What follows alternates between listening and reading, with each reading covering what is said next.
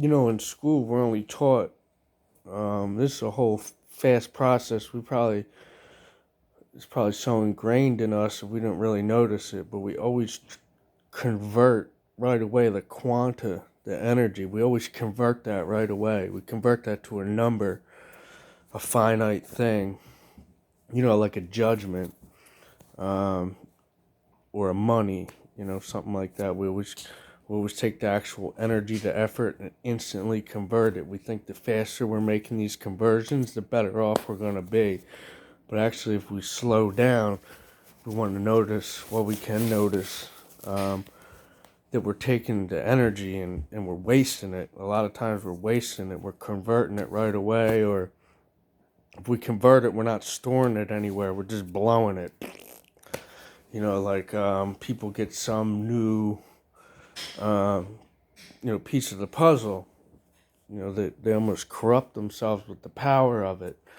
Or they go out and they convert it, right away without observing what they have, because they want the end result. And in order to do that, we've been conditioned to convert from quanta right to, from energy right to finite, from infinite right to finite. We almost block the infinite right out anymore. We just go for the derivatives and the converted pieces. So I was just noticing that the other day, and that seems to be something that came from indoctrination in school, where they didn't really talk about the process or psychology at all, really. Psychologists don't even talk about psychology. But every even they're out there trying to convert, especially the pressure of the future. Everyone's racing for this future idea. They're just converting stuff right away. They're not even thinking. So as far as psychology and academic professors getting new ideas, I don't really know how they ever got any new ideas other than to cherry pick. And they just grab all these pieces like litter. They try to throw them all together and make a bonfire of the future, some spectacle people will gather around. Um, Whether it's some old Carl Jung or them looking through Carl Jung's eyes, which would be like Carl Jung. Two Carl Jungs on the scene. One's real, one's not. They almost got to sit back and just think for themselves rather than try to get all these bits and pieces that are already converted. See actually how the mind ties into the universe in that aspect, as well as other aspects. But I just wanted to say that real quick. That don't convert right away, and when you convert, hold on to it. Don't feed your ego with the quanta, the energy. Because that's a conversion, right?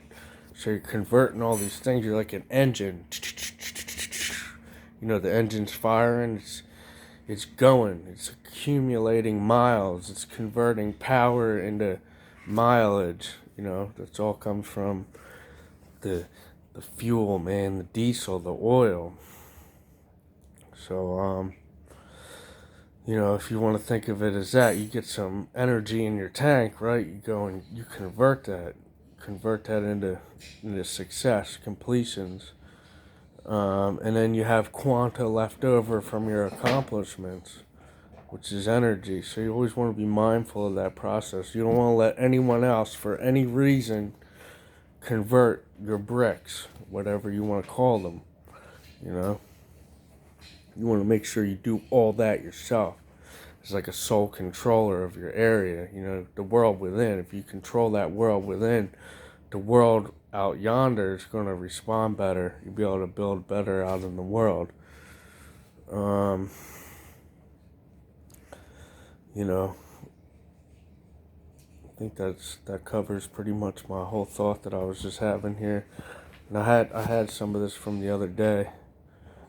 But there's the frequency, which is like the heart, the frequency. Then there's the energy.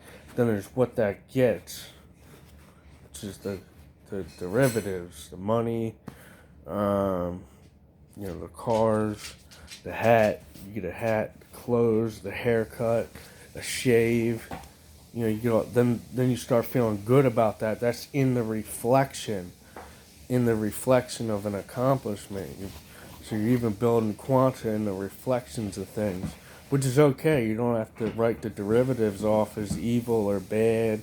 You know, like a little rumor going around in the culture there about derivatives are bad, but it all comes together to make the pie again. You get like the dough and then the cookies. You know, that's like saying the cookies are bad, throwing out the baby with the bathwater and all that shit. So you always want to think about things. You don't want to let the trend or culture force you to think. And then that sort of is your own trend and culture in itself, what you have within, how you manage that. So that's that. That's all I wanted to share.